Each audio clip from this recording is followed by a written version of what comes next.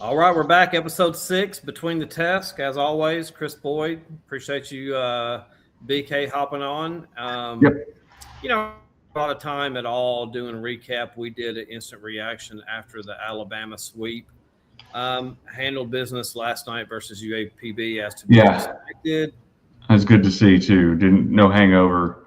Came in, took some good at bats. UAPB is going to be kind of your velo is going to be way down, and your accuracy is going to be down. And took their walks.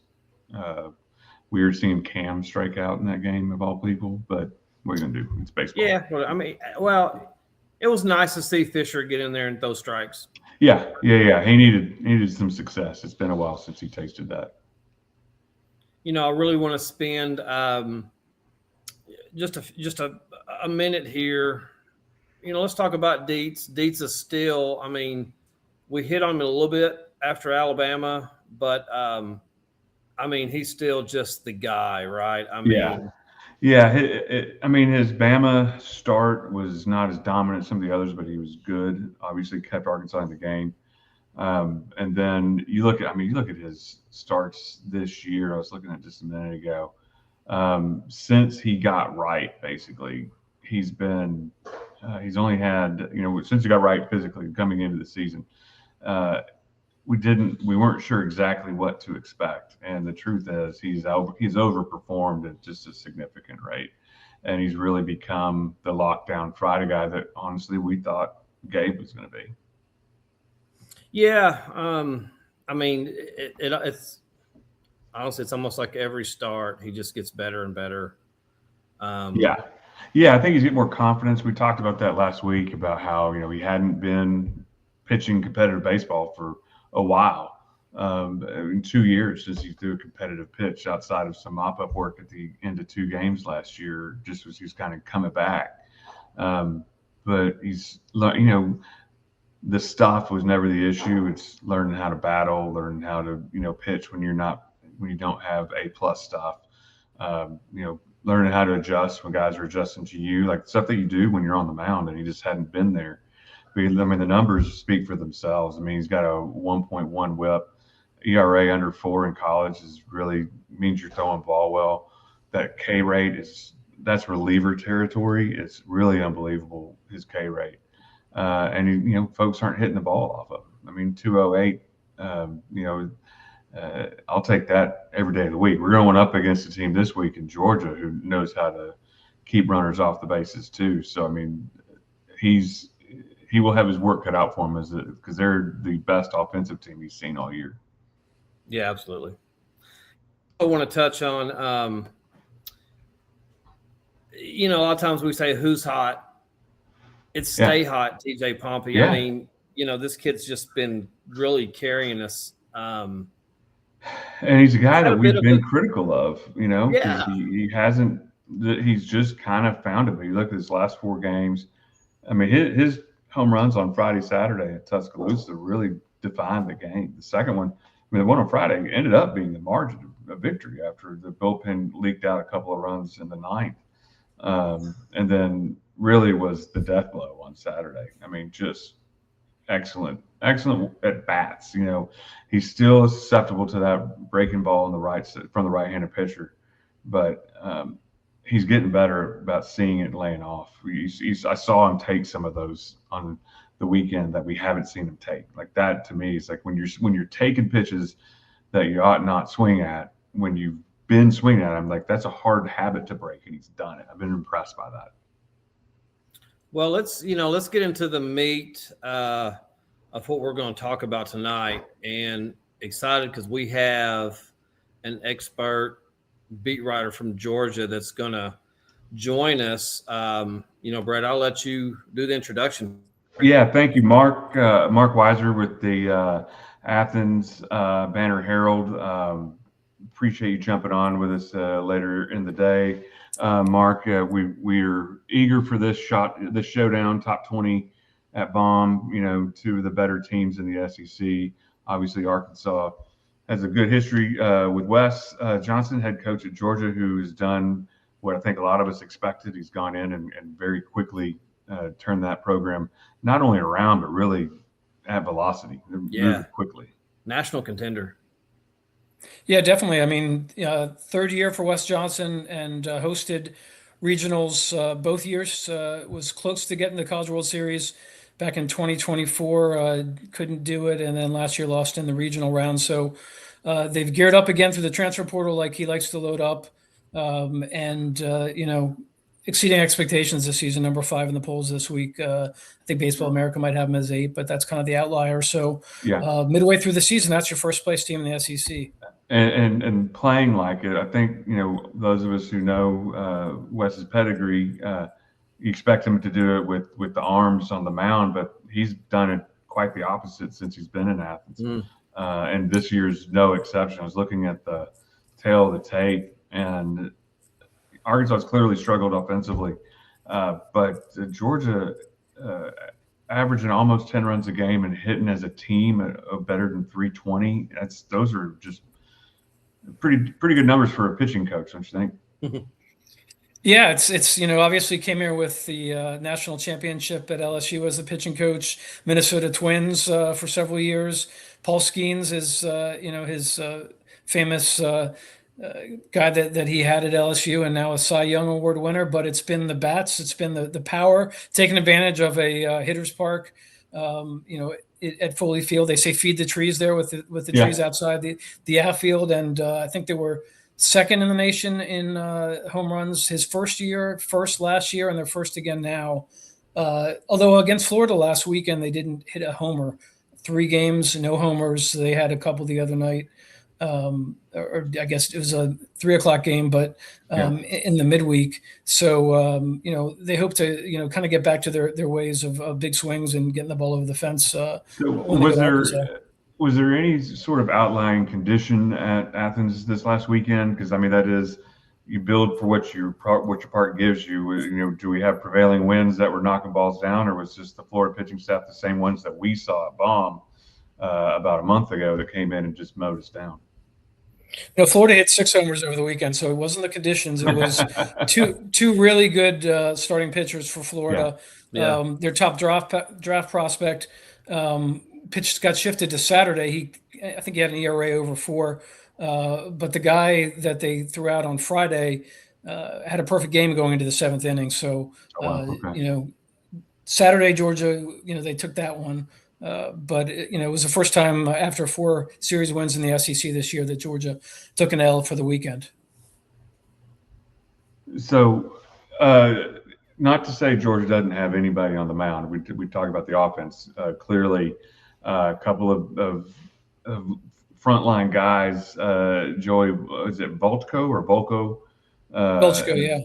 Volko, he's going to start on Thursday against Dietz, and then Dylan. Yeah, I'll pull that up. Okay, yeah. Then both right-handed pitchers.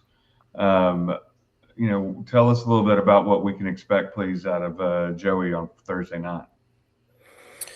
Joey has came to Georgia from Stanford as a guy that had great stuff, but hadn't been able to put it together. Had some pretty high ERAs there, and with an off season working with Wes Johnson, he was talking to us back in February before the season started about having the ability to throw 6 different pitches. Maybe it doesn't throw it. He's not the hardest throwing guy on the staff. He can get it up there velocity wise, but he's been very consistent, except for a game at Texas A&M. He's been giving them length. They haven't had to go to the bullpen early. He's kind of lived up to that number 1 spot. And then Dylan Vigu, that will start the second game of the series, Michigan transfer. He's really been, I wouldn't say a pleasant surprise, but he wasn't as hyped up as Joey, and he's been out there every weekend and been very consistent. It's the third game, the usual Sunday starter, that Georgia's had a lot of problems. They've managed to win most of those games, but they've had to go to the bullpen early. Now they really like their bullpen. They like their long relievers, some former starters, but they need to probably get that number 3 spot solidified here down the stretch of the SEC. Well, we certainly understand not being able to nail down a Sunday starter, Saturday in this case, since we're starting on Thursday. Yeah. Arkansas, Dave Van Horn has we started off with on a Friday night. Hunter Dietz was a Saturday guy. Hunter's like we talked earlier, has just established himself as, one of the best Friday night guys in the SEC. We have a different Saturday starter that started for the first time on a Saturday this year in Cole Gibler. But tell us a little more about, and we're similar with you on Sunday. We don't know who's going, and it's probably be one of these things where someone comes out and throws a couple innings, and then we get into the bullpen. But tell us a little more about Dylan, the Saturday starter. We'll actually see him on Friday, but what can we expect from him? Is he a command pitcher? Does he throw hard? What will we see? Yeah, I think his strikeout to walk ratio is kind of two for one. I mean, none of these guys, they have a long reliever, guy that started a midweek game, that has kind of been their best, or one of their best control guys, Justin Bird. But he's also given up I think 7 or 8 homers. So he throws hard at these 97 miles per hour. Dylan's just been a guy that's been consistent. And, when you have a team like Georgia that swings the bat as well as they do, you don't need to be perfect on the mound. You just need to be able to throw strikes, get out of trouble, let the defense play behind you, which they've done for the most part. Against Florida, they had a couple of errors on Friday night, so that was kind of an outlier. But the fact that you can get 5 innings out of a starter, on a Saturday or on a game 2, that's really helpful, especially with your Sunday kind of in tatters as it's been this year. It looks like, based on the numbers, Wes has been able to work for some of the best, baseball minds in the game, and he certainly has learned from working with Dave and working with Jay at LSU about how to build a team. And this looks like his team that he's constructed the last couple of years, but this year more so even, power offense, but understanding you need at least 2 studs to get you to Omaha. And seems like they all found those on the mound. The thing that jumps out the page to me, though, that looks flip-flopped is the defense. Georgia fielding at a 983, and Arkansas usually is in the upper 980s, 990s, sitting middle of the pack at 975. Very unusual for Arkansas right now to not have that elite, kind of AAA Major League style defense, especially at the middle. Yeah, I mean, Georgia has a third-year starter for Georgia, 4th year in college baseball, and Colby Branch at shortstop. That's pretty dependable at that spot, and he's out there every game. I mean, even on a midweek, he's going to be out there. So he's a good guy to build around. They have a freshman that maybe he's not playing. Maybe they'll play once this weekend, Cole Johnson, but he robbed a homer to end a game. I think it was Tennessee, maybe. That was, I remember that. Very memorable. Yeah. I mean, it was pretty amazing to see kind of a walk-off fence grab, bring it back in the ballpark type deal. And that was the Tennessee player who was kind of celebrating too early and then kind of looked foolish. I mean, that's if I'm having a bad day, I'll look at that clip and it just makes me happy. Just it to made see the a Tennessee rest of the player SEC go through all their antics only to let's be frank. Be it made the whole rest of the SEC happy. That's true. Yeah. Yeah, then Trey Phelps gives him some flexibility. Mostly playing third base this year, but sometimes they'll put him at second base where Ryan Black is. So he's a guy that you want to have in the lineup every game. He's taken a lot of hit by pitches. He had to leave the game Tuesday, getting hit in the foot by a pitch, but they said it's expected. Actually, the injury report probably has come out. I probably need to check to see if he's on there or not, but I would expect he'd be good to go. I think he's leading the SEC still, over 400 batting average, and guy that was draft eligible last year, but had an off year, had some nicks and bruises. I think he'd be back into an early round prospect this year. So who else should Arkansas fans be looking for to do damage against our 2 lefties on the mound on Thursday and Friday? It's kind of been the good thing about, going double left is it does oftentimes neutralize that left-handed power bat for the opposing side. But Georgia's got him on both sides, left and right. So who do we be looking out for? I mean, Daniel Jackson was leading the nation in homers, the catcher who kind of as a guy that's threatening to do 2020, right? I think he's at 16 homers still, maybe was 14 entering SEC play. Kind of cooled off. I mean, they did have a non-conference schedule that kind of was looked at as, not the most challenging. So maybe he took advantage of that with a lot of games in the home park as well. But, he has the potential to take that up to 25. Was on a Charlie Condon type pace early in the year. But that's kind of slowed down. Henry Allen is a guy that came from, junior college from Auburn. He's been very dependable in the lineup as well. And then Rylan Lujo is a speedy center fielder, another transfer addition. He stretched looked like a single the other day into a double just because he's got the wheels to do that. So those are some of the guys I think that you could see out this weekend. Besides Trey Phelps, Colby Branch is a guy that's in the kind of, they usually have in the 8 or 7 hole, and he's got a lot of power as well. Mark, hey, we know you're busy.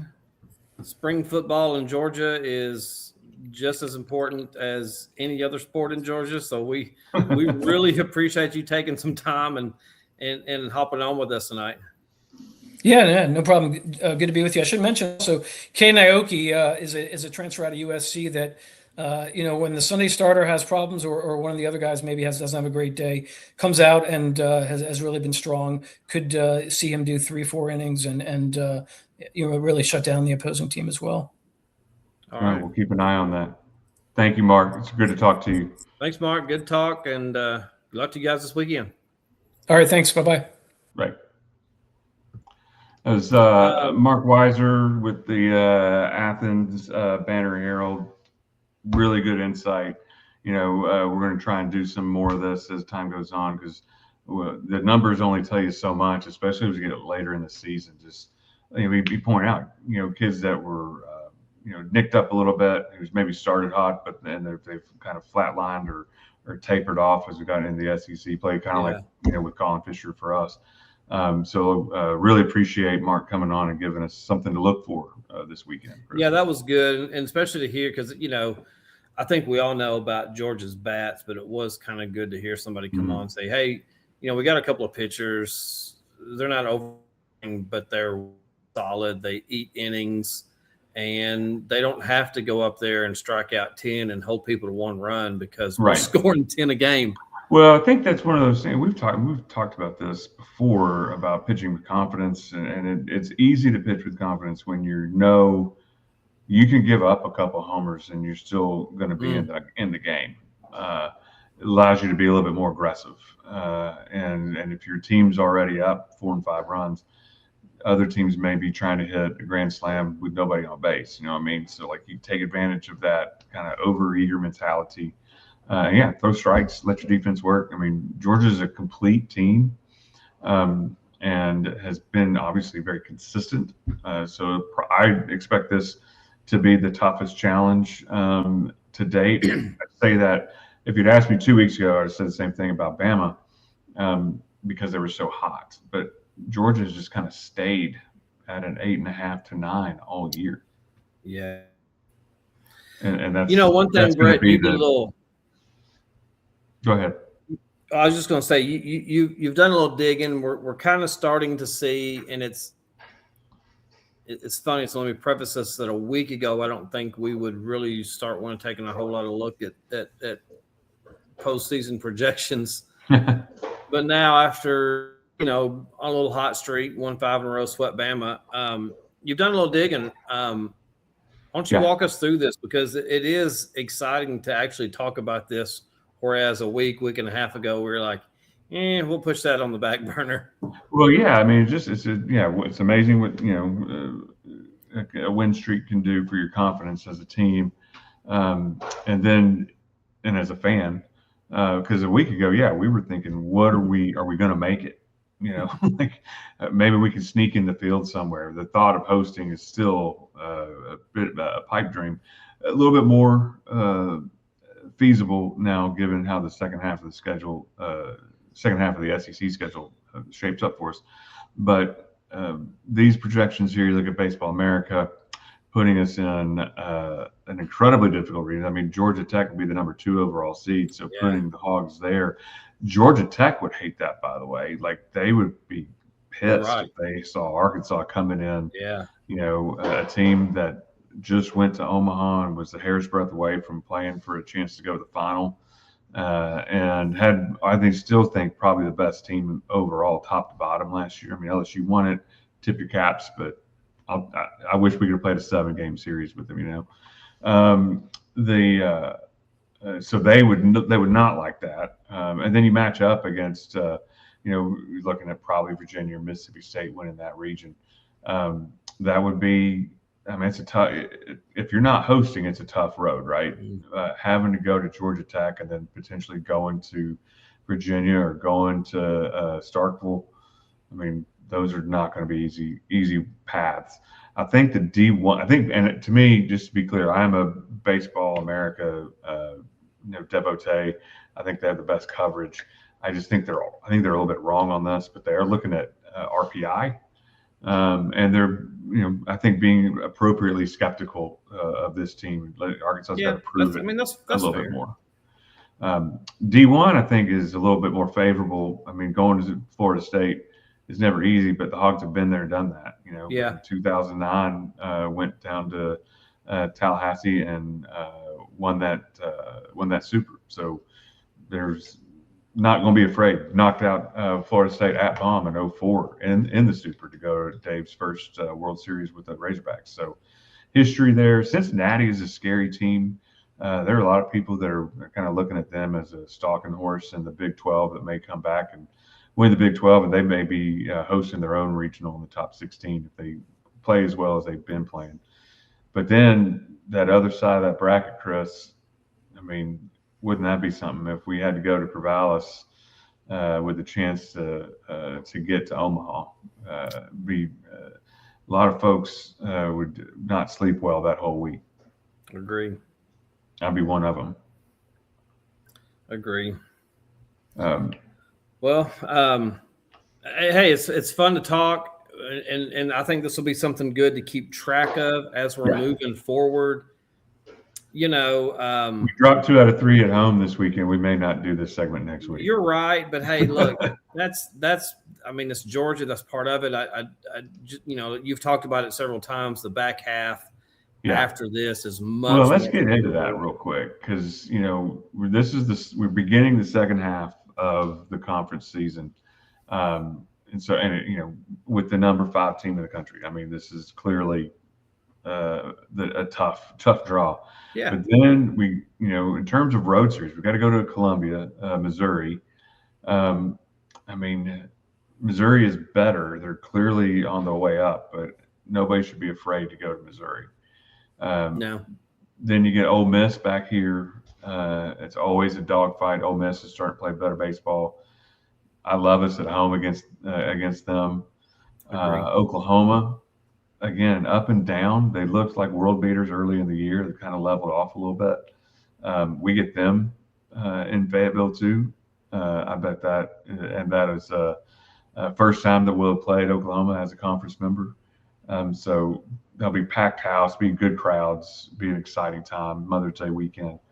And then you end the year at Kentucky. Kentucky, has been to Omaha recently. They're a good program. They are probably not as good as they have been. Need to look at them a little bit more, but they're in the thick of it. You know what I mean? But you go there before you go to Hoover. And if you go into Kentucky weekend with a chance to take 2 out of 3 and put yourself in the hosting conversation, wouldn't surprise me in the least.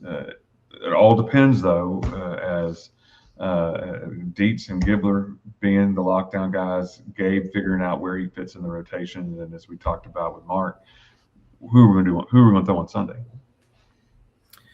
Well, speaking of Sunday, which will be Saturday this weekend. Right. If we're going to steal a game, what game is that? Is that the Thursday night game that we have Dietz on the mound? Or is that the Saturday game that maybe we can jump on their TBD pitchers? Yeah. Well, I think Sunday clearly is going to be up for grabs, right? Like I don't even think it's a steal if you win Sunday. I think it's a coin flip, and it depends on. We were talking about this with Mark before the show about if X then Y. Like all the coaches have a plan. He said Wes probably has somebody he's thinking about, just depending on how the weekend goes. I'm sure Dave is same. Teague was a really good opener last week. I think it depends on how he looks in bullpens and what they think, what everybody else looks like. If you don't need Gak for good or bad on Thursday or Friday, maybe you see him on Saturday. I think Gabe is kind of that lurking menace that folks know can be elite. And if he comes in and doesn't have to throw on Thursday or Friday, maybe we see him start on Saturday. I don't know. I think they're still trying to figure out how to use him. Well, we're definitely playing with more confidence. Yeah. I think you can just see it. The at-bats are better. I mean, that we talked about with TJ, Agreed. about taking better at-bats. That was something I know Dave really harped on going into last weekend. Take your walks. Take your time at the plate. If you get a center cut fastball, of course, jump on it. But if you don't, then take your time. And I think we saw that. We just saw much more competitive at bats all weekend and wore them out. Rutenbaugh at the top of the order has just been a breath of fresh air, and it gives you a chance to have Ruiz hitting in the middle of the order, kind of restart that after your power guys come through. And get some guys on base. Interesting enough, we saw Ruiz in the 4-hole in the 4 spot. I don't think we're going to see that this weekend. I think that was Dave just like, hey, we're going to tinker around here. But that was really interesting to see Ruiz in the cleanup spot. Well, and he's obviously he's got a little bit of power. We've seen him knock a couple around, but the team doesn't have a obvious 4-spot guy. I mean, people could argue that Stewart could be as your kind of traditional, Jack Clark type middle of the order, just go up there and hit bombs kind of guy. Because we've talked about this so many times, but Kojal is a natural 2. You can hit him 3. I think Ryder's a natural 3, but Dave's flip-flopping, having going 2 and 3. And I think that makes sense because you want to break up left out of the top of the order, go left right. I get that. I agree. I think it makes a lot of sense. So if you have somebody like Ruiz who puts the ball in play, then we're not exactly a station to station team, but we have shown we got to produce runs more than just wait for the home run. I kind of like it. It's unconventional, but I would be happy to give it 3 or 4 more games to see how it works. And even if he's hitting 5, you know what I mean? Like he's in a traditional power spot, correct. But instead of waiting on that homer, getting a guy who can kind of reignite the middle of the lineup. I don't know. It's interesting. It's something that I'm eager to see where he puts Ruiz this weekend. Well, let's steal one this weekend. Yeah. Finish the back half super strong. I don't think it's crazy to say that we could take 2 out of 3 of every other series after Georgia. Oh, I don't, and it's at Fayetteville, so I think it's not crazy to think we can take 2 out of 3 this weekend. Arkansas has won 18 games in conference. I think 8 straight years, 9 straight years. LSU is the only team that's ever done it in the history of the league more. They did it 10 times back in the mid 90s to mid 2000s. They got to go 2 out of 3 every weekend on average for the rest of the way to get to that number. It's an achievable goal. It really is. This is the hardest weekend for the rest of the year. Although I'll contend Ole Miss is always a difficult weekend just because the emotions involved. It's such a rivalry game or rivalry series. But and we get them at home too. So feel pretty good about that. And one thing else before we go, I know I texted the group this earlier. Prevailing winds out of the South Thursday and Friday. I was about to ask you about the weather. Actually. Yeah, it's we'll be dodging some rain on Friday. It looks like Saturday morning might be some rain, but should be fine by game time. The winds will shift though on Saturday and be blowing out of the north. It's be cooler on Saturday. So, but that's against a big monster power team. If you get winds coming due south, that's coming in from right field. So that it'll kind of be like it was Mississippi State with slight cross towards the foul pole on the left side, but it's good. I know the Hunt Center blocks some of that wind, but anything to the gap or center is just going to get eaten up, and so that's great against a team that's going to come in with some guys who can hit the ball out of the yard and who as Mark pointed out, are going to be hungry after not hitting any out against Florida. Well, all right, brother. It's gonna be fun. I mean, one way or the other, I'm looking forward to the series. It's gonna be a fun series. Yeah, I can't wait. We'll unfortunately won't be able to get out there on Thursday, but I'll be out there Friday and Saturday. Good, bad, or ugly. All right. I'm sure we'll be texting during all 3 games. I'm sure it'll happen. All right, man. We'll hopefully get to come back and talk about another positive step when we get together next week. Yeah, absolutely. All right. Until next time. Appreciate you again hopping on. Go Hogs.